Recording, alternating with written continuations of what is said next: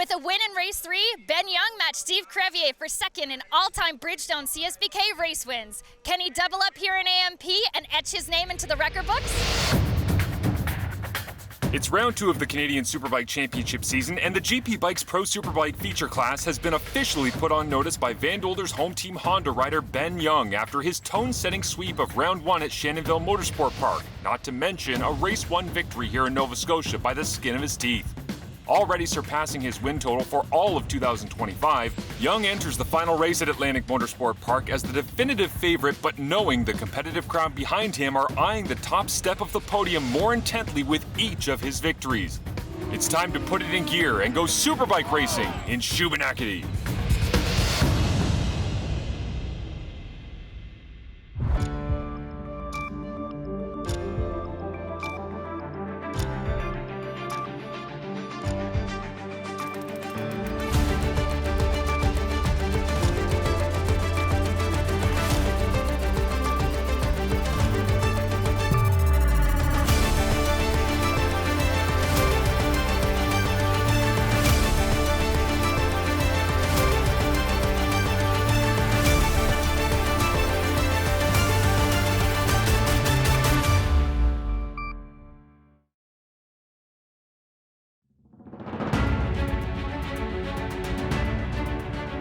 Marshall Ferguson alongside Andrew Nelson as we are here at Shubenacadie, Nova Scotia, Atlantic Motorsport Park, getting set for the second of 2 races in the GP Bikes Pro Superbike feature class. In race number 1, it was the Van Dolder's home team Honda of Ben Young leading the championship so far. A great battle against the Canadian Kawasaki Motors, keyword on motor, of Jordan Zoke as he finally gets up to speed throughout this weekend and sees his full potential. Great battle between those two.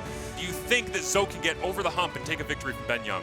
Well, it was pretty clear after Jordan and his team got the powerful engine ready for him that he was able to stick a lot closer to Ben. It was a great race in race 1. Jordan is extraordinarily hungry to get that win back again, and I really look forward to seeing what he's able to do to push. He's working hard, his team is working hard to be the best that he can, and he's going to push Ben right to the end here. Torrin Collins not in action here today. He came 3rd in race number 3 and he qualified 3rd as well, but we will not see him taking part as he is too sore and banged up after a off that he had on Friday, Andrew.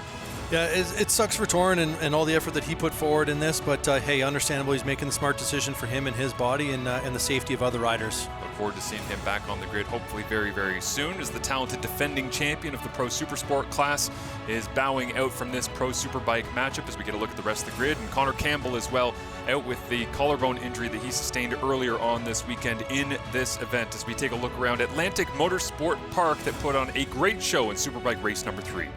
Yeah, race 3 was great. We saw a lot of great passing coming in different corners right after the start-finish line going into turn 1. Ultimately ended up being the race decider in race number 3, and we'll see some good passing as well into turn 7 like we did in race 3. So we'll see what they do today. Should be a great showdown. It was Young and Zoke last time we saw. Let's head down to our Bridgestone pit reporter, Stacey Nesbitt. Thanks, Marshall. It was edgier seat action from lights out to checkered flag in race 3. At the front, the leading trio swapped positions in a relentless battle for control. Ben Young and Jordan Zoke eventually turned up the pace, put down the power, and dropped Torrin Collins from the fight. And with just 2 laps to go, Zoke dropped the hammer and took control. But the drama was far from over as Young made a daring pass on the roller coaster to retake the lead. And Zoke wasn't finished. In a last lap attempt at victory, Zoke went wide, letting the Van Dolder Honda charge to the checkered flag. With paint swapping action and tension at every corner, race 3 really had it all. We can't wait to see what race 4 has in store for us today. Back to you. Thank you, Stacey. As we get set for 20 laps of action here, the KD Group's starting lights are out, and we are away. What a slow launch this time by Ben Young on the Van Dolder's home team Honda. David McKay takes advantage, and Jordan so clear down the hill into turn number 2. Man, you almost think that Ben maybe did that on purpose. He was so late or blinked or something when the lights went off. But hey, Jordan's out front, and David McKay is getting a chance here to sniff what second place looks like and maybe hold on to it as you see Van Winkle with a little bit of spin up coming up into turn 3. He's very aggressive getting on the throttle coming out of turn number 2 and kicked him out of the seat for just a moment, but Young does get second position back from David McKay. Andrew Van Winkle latching onto the back of McKay as he's done throughout much of this early part of his Superbike season and career as Ben Young 3 races, 3 wins, and once again in a battle in the midst of it here with Jordan Zoke leading out in front and a trio of Hondas hunting in behind. Yeah, a little bit of a different view than there was in race 3 now with Ben had the lead in the beginning of the race. Now Jordan's got the lead, and we'll see if he's able to push the pace. You know, he wasn't really able to do that in race 3, and hopefully he's able to increase the pace here a little bit and put a bit more of a gap on 3rd and 4th. Zoke setting the tone early on and will climb his way up the hill and across the stripe to claim lap number 1. You see the big space after that group, the top 4 obviously here, but 5th, 6th, and then big gaps as Zoke down the hill into turn number 2 once again, and Young takes a little bit of a look over the bumps in the hill, and then Van Winkle looks down to the inside of David McKay, picked him off there in race number 3, and he's got him once again. It's incredible how comfortable Andrew Van Winkle is in that corner. It's like it was made for him.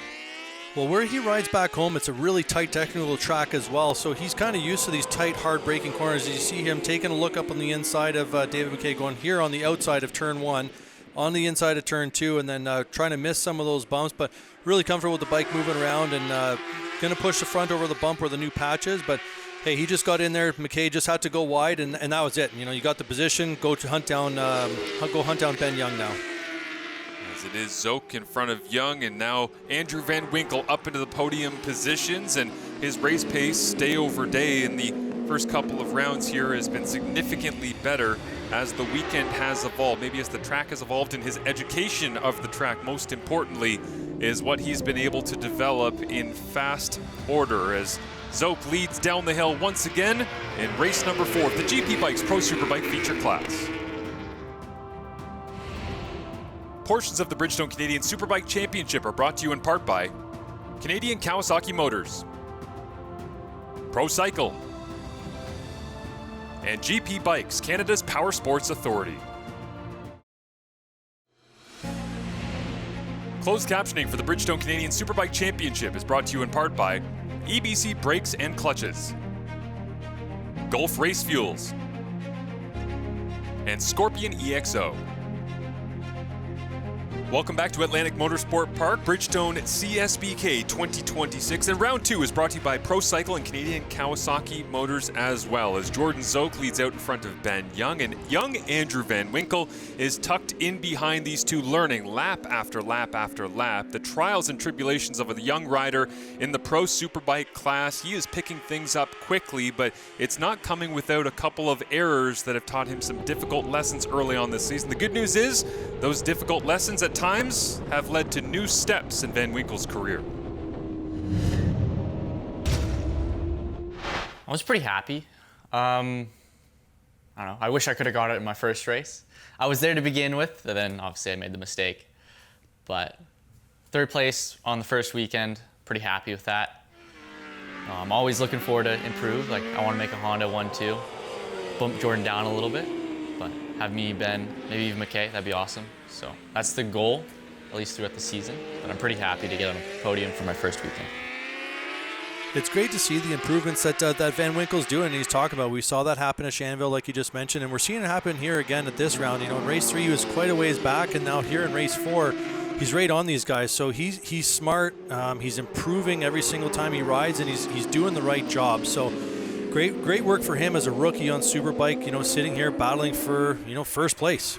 To me, it almost reminds me of Moto America, where you see the likes of Kaylee Yakov and Ty Scott and all the rest, and you go there, you almost forget how young they are. It's like 19, 20 years old. You see the skill they have, you see the talent and the way they talk about things as well. I love that Van Winkle has an eye on the big picture of the manufacturer, the constructor standings as well, because last year he was riding a Suzuki. Back home, he's ripping around on a Triumph at some of his local tracks, here on the Honda as well, and pushing, and he understands that, yes, it is a ton of support in behind the Canadian Kawasaki Motors effort, and Honda trying to do everything they can to get into that picture. But really, this is about Van Winkle trying to hang on to Ben Young, because he understands in 2026 that Young is the standard, and he wants to learn everything he can. Moments like this where you're tucked in behind, it's just completely invaluable.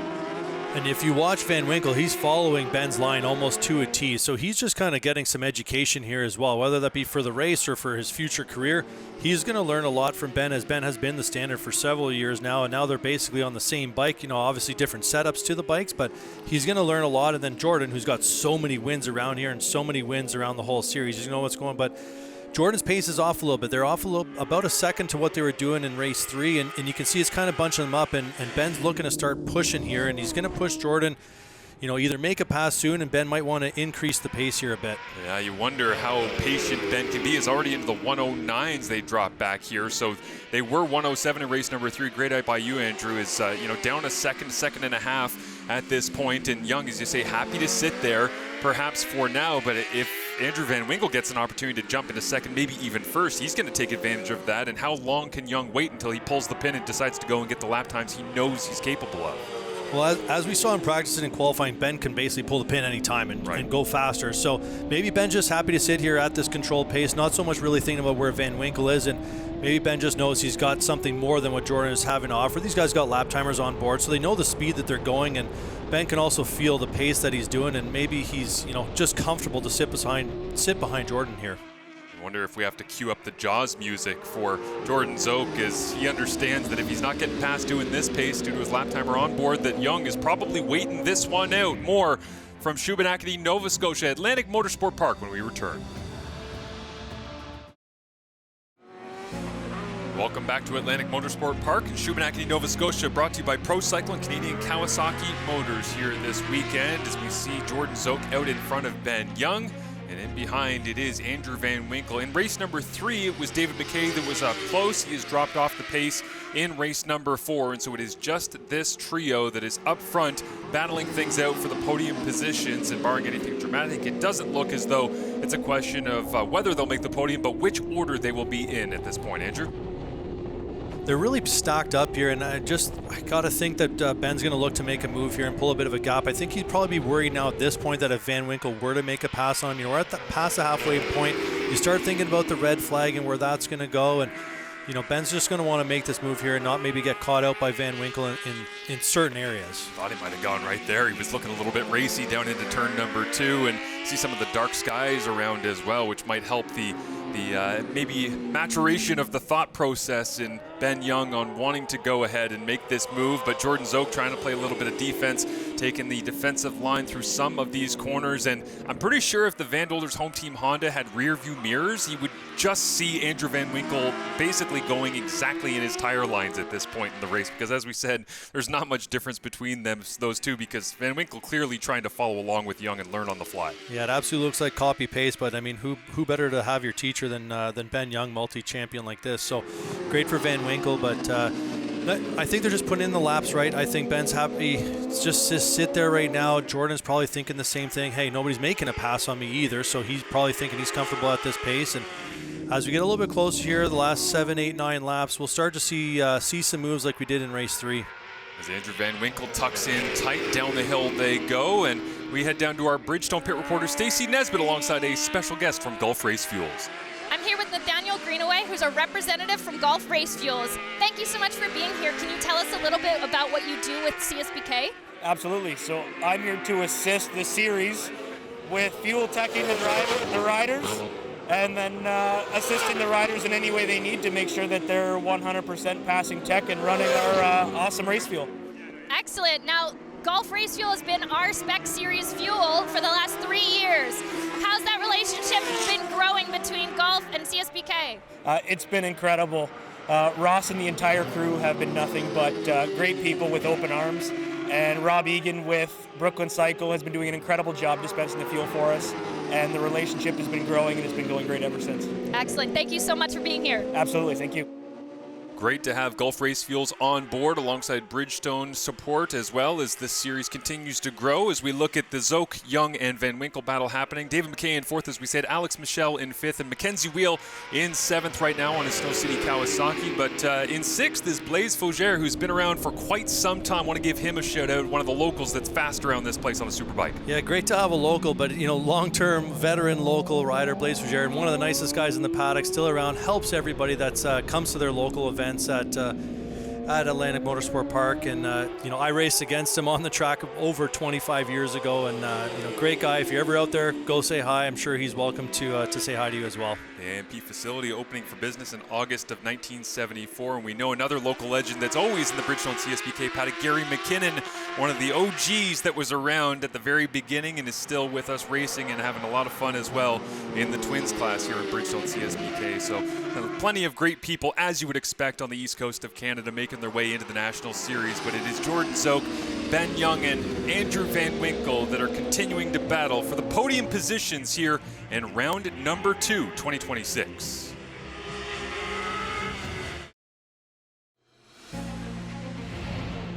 Portions of the Bridgestone Canadian Superbike Championship are brought to you in part by Canadian Kawasaki Motors, Pro Cycle, and GP Bikes, Canada's Power Sports Authority. Welcome back to round number 2 of the 2026 Bridgestone CSBK season, brought to you by Pro Cycle and Canadian Kawasaki Motors, as Jordan Zoke leads out in front of Ben Young and Andrew Van Winkle. Talented and Young sitting back in third position as you see Jordan Zoke taking that slightly wider line down into turn number 2, and Ben Young all over his rear tire. Yeah, he went wide, carries the speed in, hard on the brakes, and Ben Young, the Vandolders home team Honda, takes away second spot. Van Winkle thought about trying to follow through, but he has to sit on the rear tire right now of Zoke on that AIM Insurance Kawasaki, but it is the number 1 plate back in top spot. Excellent pass by Ben. You know, pretty classic around this track, going a little bit on the outside of turn 1 to dive bomb on the inside of turn 2. And I think Van Winkle was probably thinking that he was going to slide up underneath with Ben and hope that Ben was going to push Jordan a little bit more wide. But Ben hits this huge bump, and I think it upset his chassis a bit, which made Ben go a little bit more wide. But perfect pass in here, and I think Ben was just kind of tired of waiting around now, right? 4 laps to go here, and Ben's going to try to do his best to push away and increase the pace here a bit. Mentioned earlier on when Andrew Van Winkle, for the second race in a row, made a move at that exact spot on David McKay, that it's almost like that corner is made for Van Winkle. He's got to be thinking, watching Young go through on Zoke, hey, that's my move. What are you doing down there at the bottom of turn 2? As he thought about, as I say, trying to follow along, but for now it is the Kawasaki splitting the 2 Hondas in the podium positions.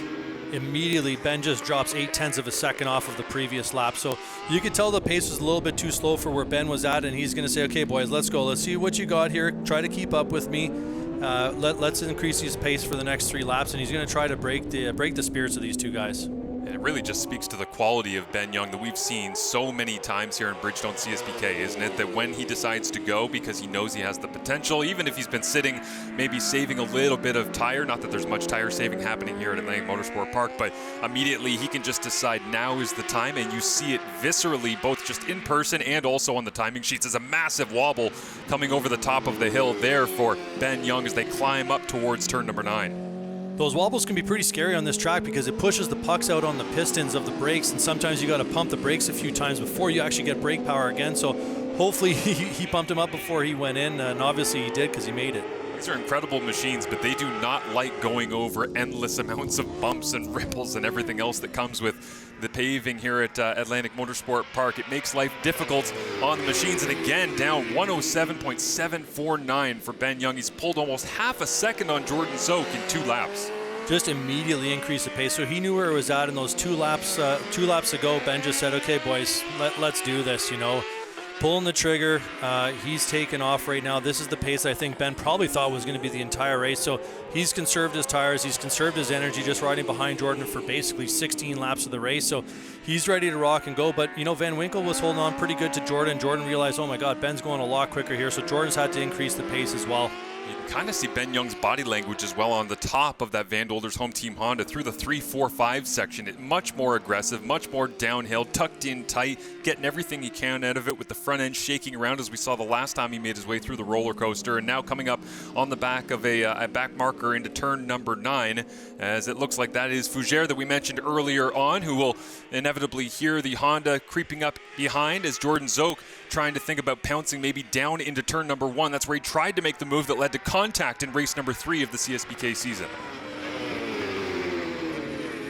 See, Jordan knew the pace there, right? So he's had to increase his pace a lot as well. His fastest lap of the race coming on, I think, the last lap of the race here. So Ben had to get past Blaise Fougere to keep that gap on Jordan. We'll see if Jordan's able to close up a little bit here and make one last pass into any one of these corners. But Ben's got a good gap on him. This is going to be very hard to make up unless Ben makes a huge mistake. Yeah, and Zoke trying to answer back, as you say, Andrew, but Young just too quick as it stands right now, and smart about where he decides to go past Fougere, as well as now Andrew Van Winkle will try to clear Fougere with his third position. Not in doubt at this point in the race, and it really just comes down to whether or not Jordan Zoke can find the pace late in this race, something he struggled with coming back from injuries from a couple of years ago, and fading off at various times throughout the racing calendar over the last couple of seasons. But Ben Young is in peak shape and condition, and certainly mastering his machinery as well, becoming more and more friends with this Honda Fireblade. Absolutely. You know, you nailed it here. He's comfortable with it. He's knew what he was doing. He settled in behind Jordan, let Jordan do all the hard work, and Ben just rides this big one home. Well, white flag is out. Final lap here at Atlantic Motorsport Park as we go on board with Jordan Zoke into turn number 2. We're going to have a great look here of where Ben's lines are, but you know, coming out of the turn 2, they always light up the rear tires. You see him leaning a big darky down on the ground like they do all race.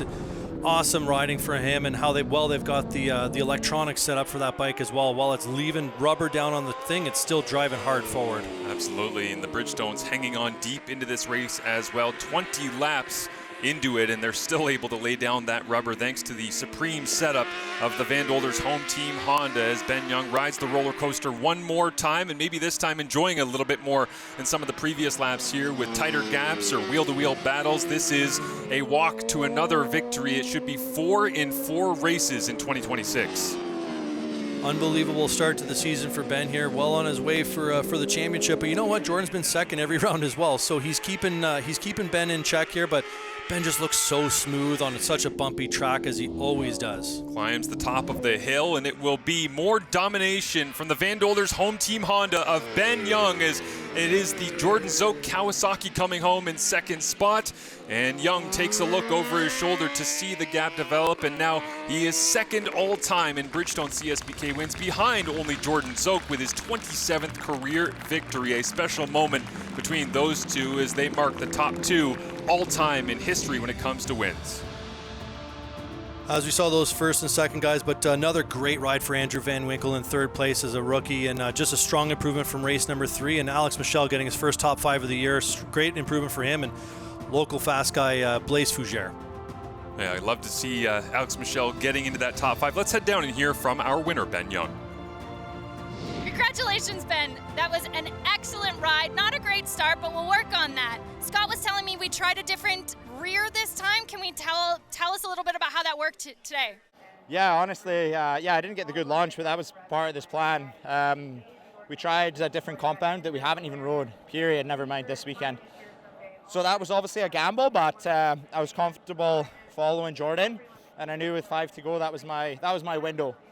And yeah, the Bridgestones worked unreal. Can't complain. I was worried about some rain potentially at some point. That's when I was like, it's time to maybe get a go on. But hey, keep the winning streak alive, and long may that continue. Absolutely, winning streak. You've officially broken Steve Crevier's record. You're now in second place of all-time national wins here at CSBK. How does that feel? Yeah, it feels great. You know, a fair few of those have been here as well, so that's awesome. I love coming to AMP. Thank you to all the CSBK staff and these guys. These pushed us all weekend, and they did a great job today. Excellent. Congratulations again. Thank you. Tremendous moment from Ben Young to get the victory and to go into second all-time, again only behind Jordan Zoke, but it's only Zoke that is behind Ben Young when it comes to the points after the first 2 rounds of this GP Bikes Pro Superbike feature class season in 2026. Thanks to Atlantic Motorsport Park for hosting. We'll catch you next time.